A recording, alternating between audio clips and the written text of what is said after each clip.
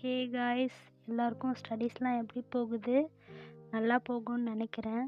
Today breakfast வந்து தோசை தான்.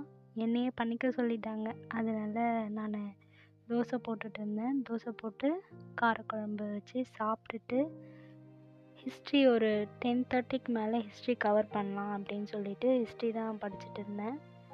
History படிக்கும்போது கொஞ்சம் லென்த்தியாக போன மாதிரி இருந்துச்சு. எனக்கு ஈஸியாக முடிச்சிடலாம், 8th தானே அப்படின்னு சொல்லிட்டு பார்த்தேன். பட் ஆனால் கொஞ்சம் ஸ்லோவாக போகிற மாதிரி இருந்துச்சு. இருந்தாலும் பரவாயில்ல, நம்ம பொறுமையாக படித்தாலும் கொஞ்சம் எஃபெக்டிவாக படிக்கணும்னு சொல்லிட்டு படிச்சுட்டு இருந்தேன். ஆஃப்டர்நூன் மம்மி வந்து எக் ரைஸ் பண்ணி கொடுத்தாங்க.